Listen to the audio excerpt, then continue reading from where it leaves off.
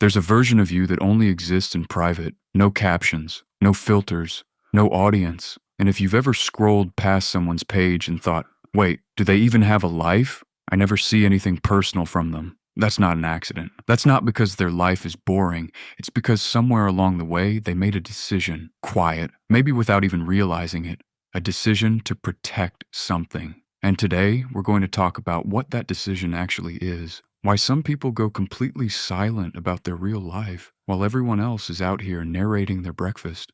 Think about someone in your life like this. Maybe it's a coworker, maybe it's an old friend, maybe it's you.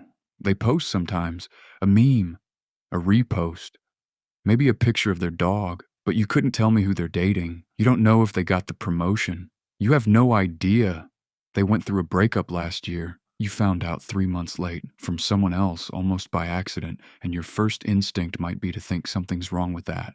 Like they're hiding something, like they're cold or secretive, or maybe even a little arrogant, too good to share. But here's the thing, most of the time, that's not what's happening at all. You just watch someone opt out of a game that everyone else agreed to play without ever asking if they wanted to. Because somewhere in the last 10 years, posting your life stopped being optional. It became the default.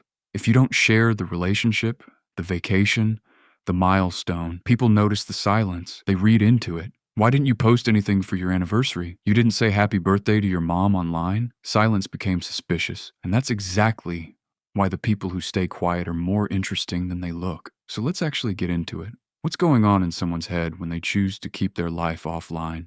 1. They learned that attention has a cost. For some people, this isn't a personality trait.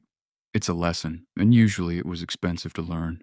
Maybe they posted something once, a relationship, an achievement, a vulnerable moment, and it backfired. People they didn't expect showed up with opinions.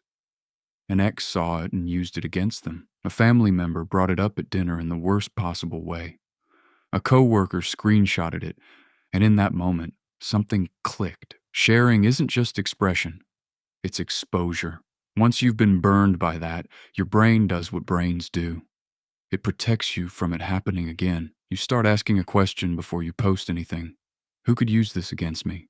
And if the honest answer is someone, probably, you just don't post it. This isn't paranoia, it's pattern recognition. If touching a hot stove once taught you not to touch it again, watching your personal life get picked apart once teaches you the exact same thing. You don't need it to happen 5 times. Once is enough for your nervous system to write the rule, and the rule becomes what people don't see, they can't use. 2. Their sense of self isn't built on being watched. Here's a quieter reason, and honestly, a healthier one. Some people's identity doesn't depend on an audience confirming it's real.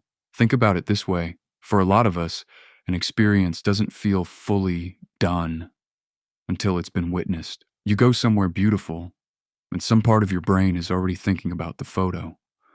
You accomplish something, and there's a pull to announce it. Not because you're shallow, because somewhere along the way, being seen got tangled up with being valid. But some people never developed that wiring, or they consciously untangled it. For them, the vacation is complete the moment it happens. The relationship is real because they're in it, not because 400 people liked a photo of it. The success matters because they know it happened, not because a caption told everyone it did. This is actually a sign of a pretty stable sense of self. When your worth isn't rented from an audience, you don't need the audience to feel whole. You experience your life instead of performing it. And that's a completely different relationship with reality than most people are used to. 3. They're protecting something they haven't fully processed yet. This one's less talked about, but it's real for a lot of people. Some things in your life are still forming, still fragile, still being figured out. And putting language around something, a caption, a public label, a story, locks it into a shape before it's ready. Think about a new relationship. The moment you post official, it stops being just yours and becomes a thing other people have opinions about. They ask questions. They compare it to your last one. They watch for problems. Suddenly, you're not just living the relationship, you're managing how it looks from the outside too. Same with big life changes. A career pivot, a move, a mental health struggle. a faith shift. If you talk about it too early, you have to defend it before you even understand it yourself. So some people wait, not because they're ashamed, because they know that once something becomes public, it becomes everyone's business, and they'd rather sit with it privately until it's solid enough to survive other people's opinions. Privacy for them isn't secrecy, it's a workshop. It's where the unfinished stuff gets to stay unfinished for a little longer. 4. They watched what happens. When life becomes content, 7 to 8:45, there's a specific kind of person who used to share everything and then stopped completely.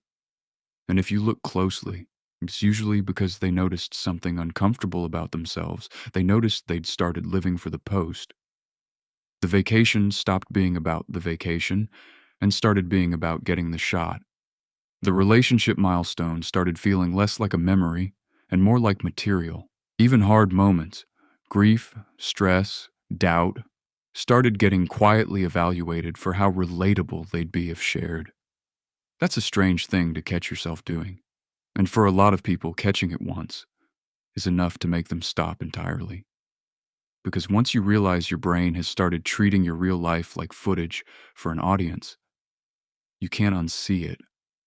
And the only way to break that habit is to remove the audience completely, so they go quiet. Not because they have less of a life now, often the opposite. They just refuse to keep turning it into a product. 5. They value control more than they value connection online. 8:45 to 10:15. And this last one is simple, but it explains a lot. Some people have a very high need for control over their own narrative. Not control in a manipulative way. Control in the sense of, I decide who knows what about me and when. Online, you don't fully control that.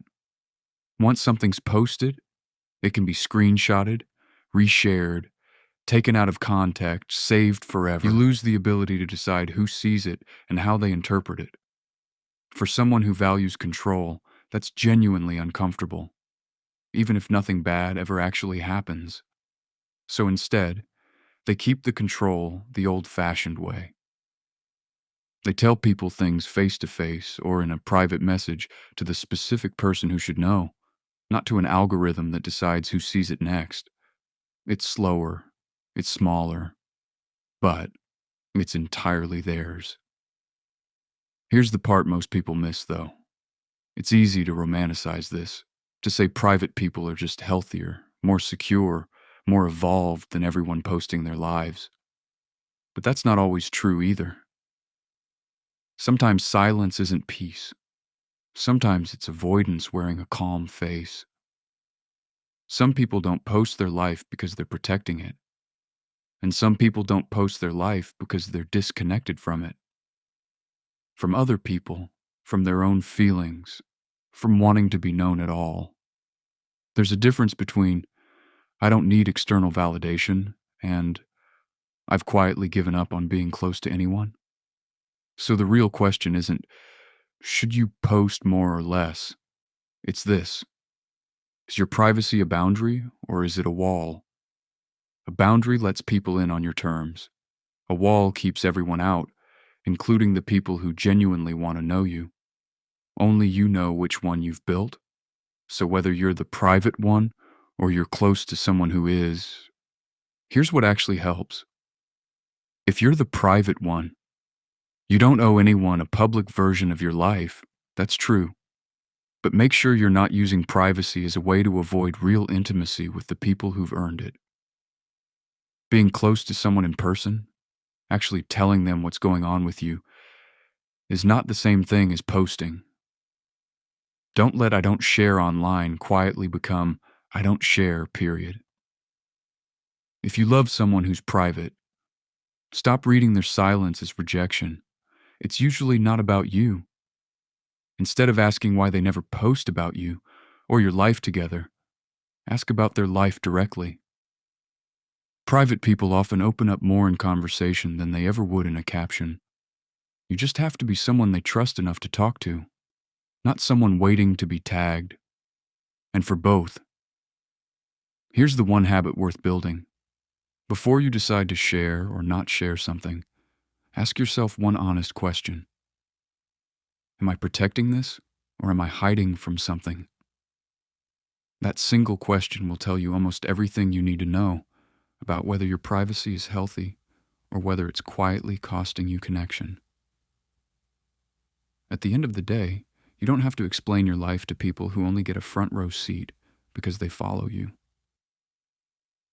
The people who matter don't need a caption. They just need you to actually let them in. And if this made you think of someone, maybe even yourself, stick around. Because next time, we're going deeper into the psychology of the people on the other side of this. The ones who share everything, and why that might be telling on them too.